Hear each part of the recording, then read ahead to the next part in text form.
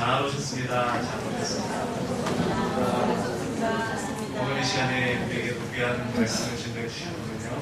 우리가 참 존경하는 목사님이시고 우리 교회를 참 사랑하시는 목사님이시기도 합니다. 우리 성대교회 원로 목사님이신 최덕돈 목사님 나오셔서 행복은 내면의 변화라는 귀한 말씀으로 귀한 말씀 전하는 주시되 은혜의 시간 되시기를 바랍니다. 우리 목사님을 큰 박수로 모시도록 하겠습니다.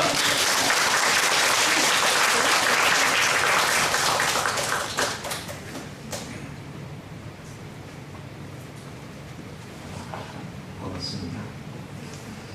세상에 근심된 주님인데 오늘 주님 전에 나와서 주님이 주신 평화가 넘치시기를 바랍니다. 이 목사님을 통해서 매주일 귀한 말씀을 늘 받는 줄 압니다. 오늘 저는 좀 생각을 하며 살아야 되겠다라는 생각으로 말씀을 전하고자 합니다. 제가 은퇴한 이후에 내가 다시 목회를 한다면 어떻게 할까? 충격과 기쁨도 있었습니다.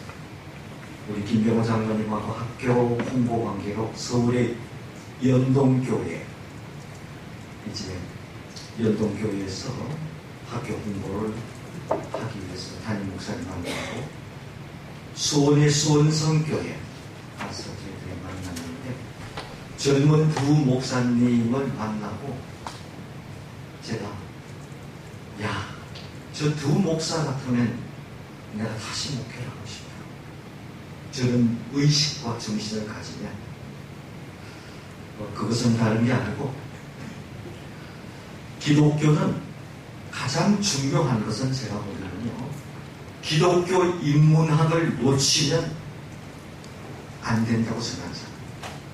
예수 믿어라, 구원 받는다, 믿음이 틀림없는 말이.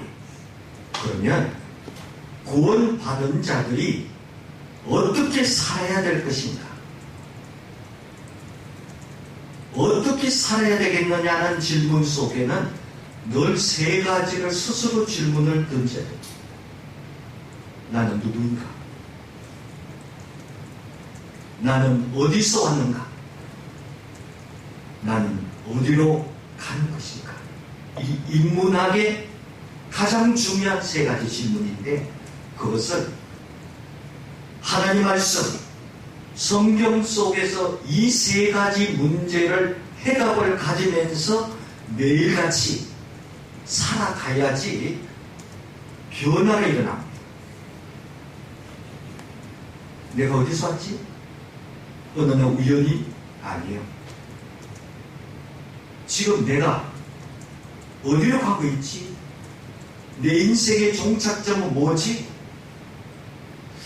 이런 것이 다 말씀을 말씀화시키는 중요한 주제인 것입니다. 인간 연구에 있어서 20세기에 주목받았던 3명의 심리학자가 있습니다. 여러분이 잘 아는 분들. 이분들은 원인은 이야기했지만 그 원인은 해결을 제시하지 못했습니다. 첫 번째 사람이 플로이드입니다. 지그문트 프로이드. 그는 인간은 사랑에 목마른 자라라고 이야기하고 있습니다. 그래서 사랑이 결핍될 때 나타나는 것이 정신병이 유발된다는 것. 두 번째 사람이 칼 융입니다. 이 사람은 인간은 진정한 안정에 대한 목마름을 가지고 있다. 현대적으로 말한다면 보험도 늘고 들고 건강진단도 하고 그냥 안전. 그래서 칼 융은 불안함이 인간의 모든 병의 근원이에요. 불안. 세 번째는 알프레드 아들러라는 사람입니다. 이 사람은 인생을 의미를 찾지 못하는 것이 인간의 병의 원인이라는 겁니다. 내가 왜 이렇게 고생하며 살아야지? 내 인생 왜 이렇게 힘들지? 소위 삶의 의미 상실이 사슬을 가져옵니다. 이 세상은 사실은 학문적인 의미도 있지만 요사이 정신병원이라든지 정신과에 지대한 공헌을 한 사람들, 사랑의 목마름, 결핍이 곧 정신적인 병으로 옵니다.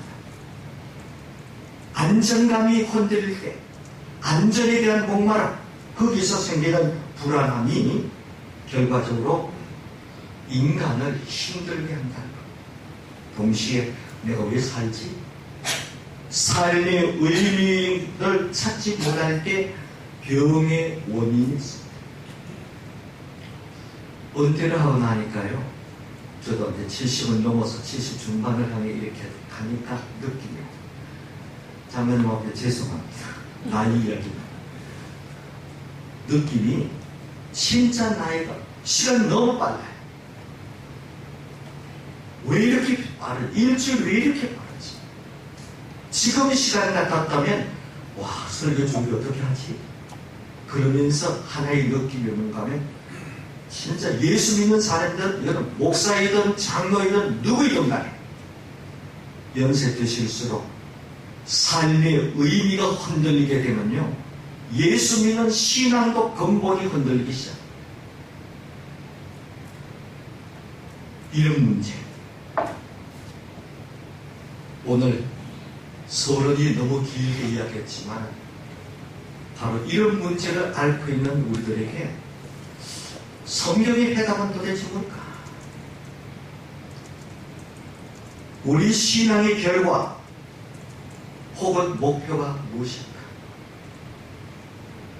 무엇을 얻는다든지 어떤 곳에 간다는 것이 아닙니다. 늘 많이 들었던 소유형은 아닙니다. 도잉은 아닙니다. 차라리 내가 예수를 믿었다. 그것은 무엇이 되는 겁니다. 비인 것입니다. 즉 그리스도인이 되는 겁니다. 우리 삶이 본질적으로 변화되지 않고는 제도, 조직의 변화는 무의미한 것입니다. 인간의 삶이 본질적으로 변해야 됩니다. 모든 사회 문제, 정치 문제, 경제 문제 등이 실은 다 그 인간 자체의 문제인 것입니다. 인간이 어떻게 변화되고 인간이 어떻게 살아야 하느냐 하는 문제가 인간의 초점적인 문제인 것입니다. 어디 사느냐가 중요한 게 아닙니다.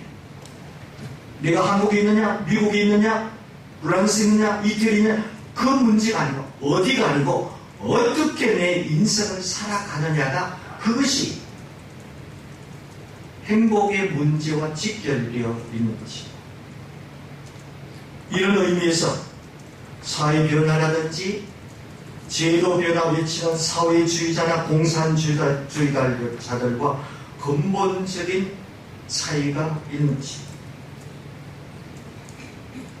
더 좁힌다면 기독교 신앙은 천국이 장소적으로 또는 공간적으로 임하기 전에 먼저 마음의 상태로 와야 할 것을 목표로 하고 있습니다. 예수님은 천국가요. 장차 임하기 전에 지금 여기 현재 바로 내 마음이 천국이 건설되어야 된다라는 말입니다. 인간이 천국에 들어가기 전에 앞서 천국이 인간 속에 들어와야 하는 것입니다. 인간이 지옥에서 탈출하기보다는 먼저 인간에게서 지옥을 내쫓아야 하는 것입니다. 이렇게 볼 때 인간의 가장 큰 축복은 외적 조건의 변화가 아니라 인간의 내면, 본질, 성품의 변화가 모든 문제의 해결이지. 오늘 성경 말씀으로 들어갑니다. 예수님께서 산 위에 앉으셨습니다. 모순 덩어리인 인간 거리에 소위 시기와 정오, 후의와 무질서를 떠나서 일단 진리의 산봉우리에서 고상하고 아름다운 삶의 신비를 계시하고 영적 세계의 오묘함을 예수님께서 말씀합니다. 예수님께서 입을 열고 나온 천마디의 음성, 그것은 위대한 말씀이었습니다. 심령이 가난한 자가 복이 있다 라는 말입니다. 헬라어 원문에는 복이 있다가 먼저 나옵니다. 행복하여라 심령이 가난한 자들이여, 당신들은 천국을 소유할 것이다. 이게 순서가 되어 있습니다. 복이 있다. 모든 사람은 다 복을 원합니다. 성경이 지금 말하고 있는 예수님의 말씀, 이 말씀은 예수님께서 이 땅에 오셔서 첫 번 설교가 산상수훈입니다. 첫 번 설교의 첫 주제가 심령이 가난한 자, 복이 있다, 천국이야 너희들 있어. 예수님께서 지금 말하고 있는 복, 마카레오이라는 단어를 씁니다. 이 단어는 두 가지의 뜻이 있습니다. 예수님이 말하는 복이 뭐냐? 첫째는 운명에 예속되지 않는다. 두 번째는 죽음이 없다라는 뜻이 포함되어 있습니다. 운명에 예속되지 않는다. 무슨 말입니까? 내 인생은 하나님의 손에 달려있는 것이지 이 세상의 어떤 논리에 내 인생이 흔들리는 건 아니야. 죽음은 없다. 우리의 정착점은 육신의 끝이 아니라 하나님 나라, 천국, 영원성을 말합니다. 이 두 가지의 복을 말합니다. 사실 가만히 생각해보세요. 내 인생은 하나님의 손에 달려있어요.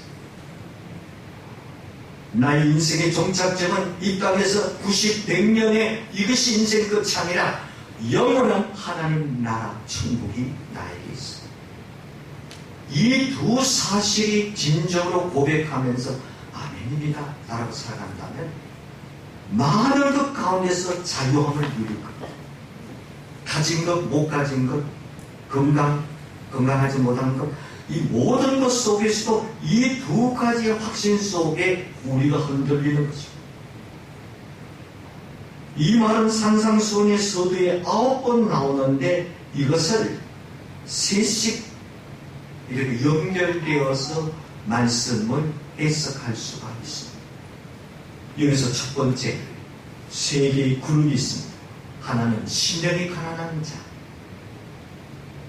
또 하나는 애통하는 자, 또 하나는 온유한 자라는 뜻입니다. 이 셋은 서로 뗄 수 없는 깊은 관계성을 가지고 있는 복입니다. 첫 번째, 심령이 가난한 자가 도대체 어떤 자예요? 종류의 여러 가지 해석이 신학자들이 해석을 했습니다. 어떤 주의자들은 겸손의 뜻으로 풀이를 했습니다. 어떤 사람은 구약의 의미를 따서 이스라엘의 구속을 기다리는 가난한 나머지 사람, 메시아를 기다리는 소수의 사람들, 남은 자, 이사야 10장 22절에 선택된 소수 사람, 고난과 고통 속에서도 끝까지 하나님을 붙들었던 자가 심령이 가난합니다. 그런가 하면 어떤 이들은 욕심이 없는 자라고 생각하기도 하겠습니다. 교부 터지아는 정신적인 거지라고도 해석했습니다. 마틴 루터도 그의 최후의 유언에 숨을 거두면서 한 말 그대로 우리는 거지야. 이것은 사실이다. 우리는 거지야. 내 것은 아무것도 없어. 이게 사실이야. 루터의 마지막 요원입니다. 의미심장한 해석, 틀린 해석 아닙니다. 성서적인 해석. 그러나 더 적극적인 의미로 성경이 말씀하고 있는 내용은 누가복음 9장 23절에 예수님께서 하신 말씀을 보면 아무든지 나를 따라오려거든 자기를 부인하고 날마다 제 십자가를 지고 나를 따를 것입니다. 예수를 따른 첫 조건은 그는 자기 부인을 요구하고 있는 것입니다. 그러므로 심령이 가난한 자란 곧 자기 부인을 하는 자, 다시 말해서 자기를 하나님 앞에 말씀 앞에 포기할 수 있는 자라고 말합니다. 내 것이 아니라 하나님의 뜻을 이루기 위해서 나를 포기하는 겁니다. 나를 부인하는 겁니다. 나를 내려놓는 것입니다. 그러기 위해서는 늘 우리는 하나님의 관점에서 삶을 설계하는 겁니다. 두 번째는 하나님을 위한 설계입니다. 하나님을 기뻐하십니까? 하나님의 관점, 성경 말씀 속의 관점에서 인생을 설계하고 동시에 하나님을 위해 인생을 설계하는 자, 그 사람이 자기 부인하는 자의 행동으로 옮기는 신앙. 신앙생활의 출발은 소유와 누림이 있다면 신앙생활이 완성되고 참 적은 믿음이 깊다, 믿음이 성숙하다라고 말할 때는 예수, 신앙, 말씀 때문에 자기 인생의 많은 것을 포기하고 내려놓는 거절했던 사람의 영성이 달려있는 것입니다. 믿음은 주시옵소서, 주시옵소서 채우는 것이 아니고 나를 비우는 겁니다. 이 성경 말씀입니다. 예수 때문에 내가 오늘 거룩한 주일날 예배 나오고 나를 포기한 것, 골프를 쳤고 여기 내려오는데 보니까 제가 보기에는 50대는 이상 될 것 같아요. 산악회 차, 무슨 산악회, 뭐 청바지 산악회부터 시작해서 산악회 가는 차가 50대 이상 돼요. 그것만 되겠어요, 지금요? 그래도 주님 때문에, 내가 맡은 직분 때문에 내가 주일을 주님 전에 나와야지. 이게 신앙인의 자기 부인인 것입니다. 내려놓는 것입니다. 예수를 믿는다는 것은 많이 소유하고 가지려고 믿는 것이 아니라 불필요한 많은 것을 내가 버리고 내려놓고 포기하는 것입니다. 그래서 예수 그리스도의 영성은 빌립보서 나온 그대로 포기, 비움의 영성. 포기할 때 거기에 준비하시는 하나님이 기다리고 있습니다. 포기할 때 거기에 위로하시는 하나님이 기다리고 있습니다. 우리가 경험한 바가 아니에요? 내가 예수 믿기 때문에 내가 더 많은 것을 내려놓겠어. 그때 성령이 나에게 위로를 줍니다. 오늘 우리들 마음속에 진정으로 심령이 가난한 자의 삶의 모습, 기독교를 노예 도덕이라고 비웠던 철학자 니체는 너 자신을 주장하라. 유일한 악덕은 약자의 것이다 라고 외쳤습니다. 그런데 그는 그와 반대 예수님께서는 철저하게 자기를 부인하라, 자기를 포기하라라고 말합니다. 하나님의 사람은 하나같이 말씀 앞에 포기의 영성에 성공한 사람입니다. 결국 니체는 정신병원에서 죽었고 예수님은 십자가를 지셨습니다. 한 가지 다른 결과가 있다면 예수 그리스도는 부활하신 분이십니다. 죽는 것과 같았으나 다시 사셨던 주님의 그 모습, 분명히 마카의 복 있는 자의 모습의 행동이었던 것입니다. 구약에 나오는 백세에 낳은 독자마저도 하나님 제단 위에 고스란히 바쳐버리고 외로이 서야 하는 심각한 자기 부인, 자기 포기 속에서 아브라함은 믿음이 무엇인지, 하나님을 진정으로 사랑하는 것이 뭔지를 포기할 때 그는 경험했고 여호와에게 하나님을 맛보게 되었던 것입니다. 아브라함에게 위대한 하나님의 축복이 찾아온 것입니다. 인간의 거리에 물결치는 온갖 화려함과 유혹을 떠나서 감난산에 고요히 몸을 감추신 예수님의 모습, 이런 사람에게 천국이 소유될 것이라고 말씀하고 있었고, 하나님 나라, 백성이라는 말, 천국이 저희 것이며 미래사람입니다. 현재사로 되어 있습니다. 앞으로 천국에 갈 것이라는 뜻이 아니라 이제 이미 그는 천국을 맛보며 소유한 자라는 것입니다.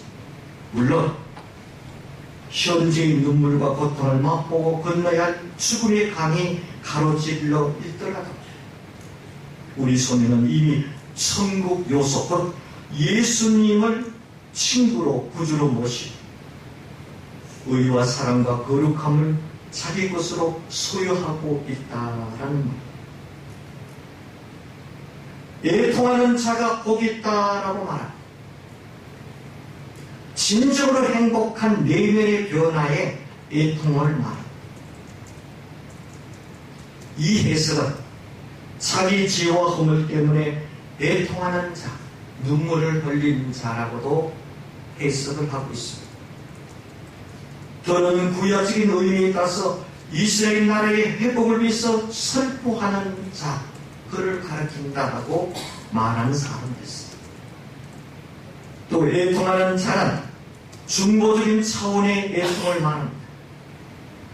내 지혜와 허물 때문만이 아니라 이웃의 아픔과 고통을 보면서 대신 고통스러워하며 눈물을 흘리는 자, 애통하는 자. 넓은 의미에서 애통하는 자는 세계의 고민, 이웃의 고민을 압하고 인류의 죄와 허물을 대신 짊어지고 우는 사람을 가리키는 말이라고도 할 수 있습니다. 누가복음 9장 23절 후반절에 십자가를 지고 나를 쫓을 것이니라 라는 예수님 말씀이 있습니다. 십자가를 지는 일이란 사랑하기 때문에 이웃과 세상을 위하여 고난을 당하는 것을 말합니다. 이 백성을 벌하실진대 주의 성경책에서 나의 이름을 통할하소서 하는 모세의 심정,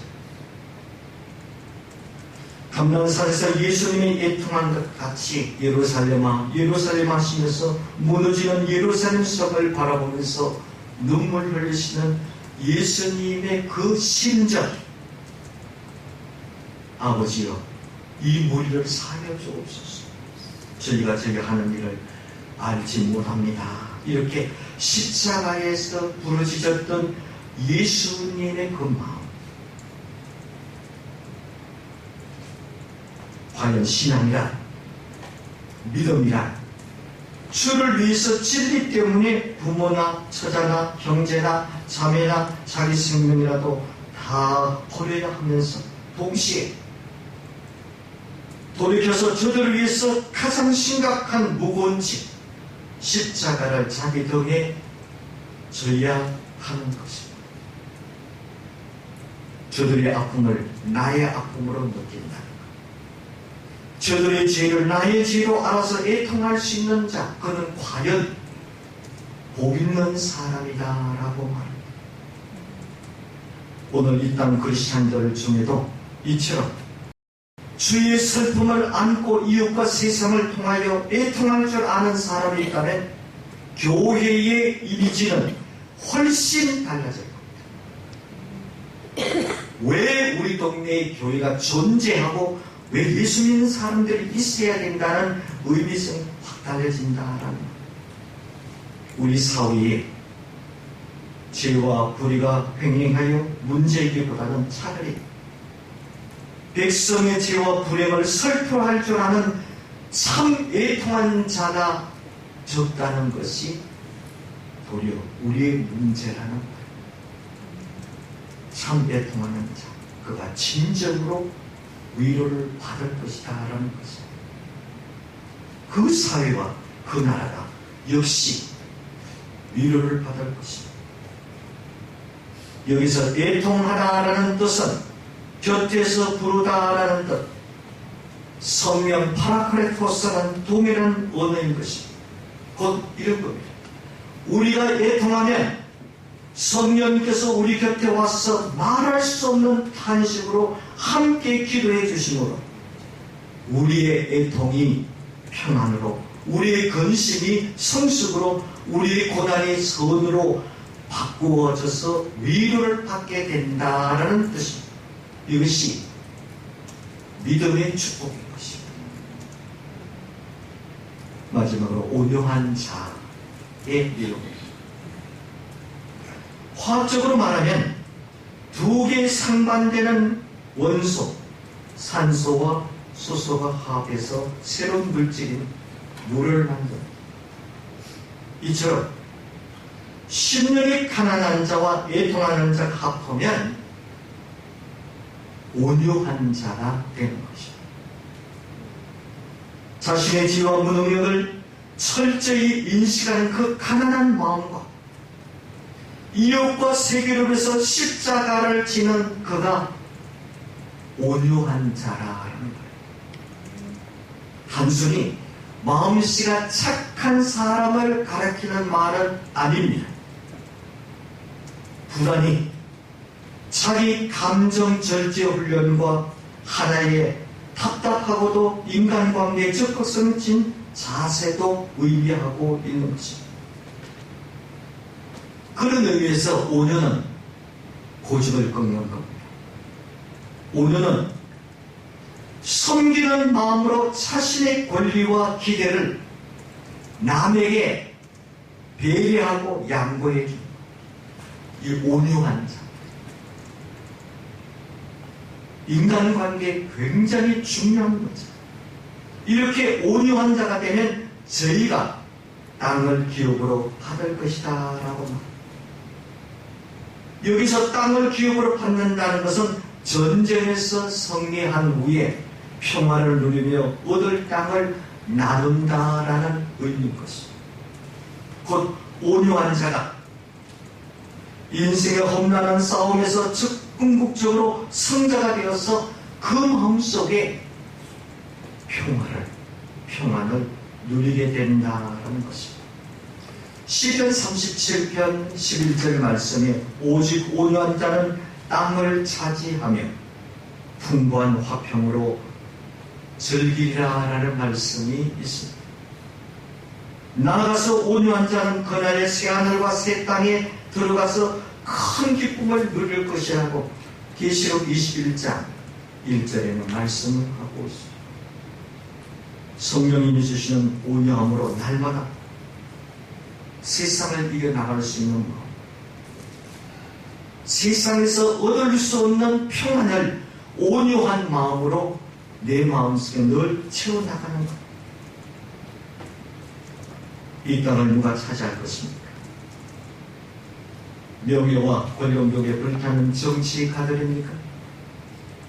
지위와 영화를 탐내는 야심가들입니까? 결국 그럴 수는 없는 것입니다. 이 땅을 위해서 내 생명을 내어 바치고 이 백성의 참된 행복을 빌어 그 몸을 희생제물로 절겨 바치는 온유한 자가 차지할 것이다 라고 섬긴다. 그 마음으로 자신의 권리와 기대를 양보할 수 있는 자. 이것이 예수 믿는 사람의 굉장히 큰 믿음인 것입니다. 오늘 심령이 가난한 자, 애통하는 자, 온유한 자, 이제 여러분들의 말씀을 받았습니다. 일주일 동안 한번 이렇게 생각해보죠. 내가 이 말씀을 가지고 어떻게 살아야 할 것인가? 내 가정에서, 내 직장 생활 속에서 어떻게 적용하면서 할 것이냐 하는 문제가 오늘 우리에게 놓여있는 문제였습니다. 늘 말씀드리지만 저는 지금 27분 정도 제가 설교를 했습니다. 설교를 끝납니다. 이제 여러분들은 설교를 받은 자들입니다. 이제부터 이제는 여러분들이 설교를 만들어 가야 됩니다. 그래야지 신앙이 성숙해 가는 것입니다. 찬식교회에서 하는 성경은 늘 보고 싶고요. 와보고 싶고 거짓말입니다. 이 동네가 창원이 풍기보다는 못합니다. 동네가 그리운 것도 아니고 우리 동네는 훨씬 좋은데 여러분들이 아름다운 모습, 다양하게 섬기는 여러분의 모습을 보고 또 가끔 제가 유목사님과 전화를 통화하면서 장로님들 소식도 듣고 여러분들 이야기를 나눕니다. 멀리 떨어지지만 진정으로 복 있는 사람, 운명의 예수 되잖아. 축복은 없어. 이런 축복이 여러분들에게 넘치시기를 바랍니다. 기도하겠습니다. 걸으신 우리 하나님 아버지, 이곳에 성령님께서 임재하여 주셨습니다. 오늘 주신 이 말씀을 깊이 묵상하게 도와주시고 일주일 동안 이 말씀을 붙들고 사랑하는 온 성도들 심령 속에 복 있는 사람의 삶을 살아갈 수 있도록 도와주옵소서. 나만 아니라 이웃의 아픔을 함께 경험하게 도와주시고 기도할 수 있도록 도와주시고 진정으로 내 자신을 철저하게 내려놓을 수 있는 마음도 허락하여 주시고 내가 누릴 수 있는 모든 권리를 당신을 위해서 내가 양보하겠다는 온유한 자의 마음도 허락해 주십시오. 이 땅에 사는 동안 땅을 차지하리라 평화를 유지할 수 있다는 이 축복을 다 누릴 수 있도록 도와주옵소서. 예수님 이름으로 기도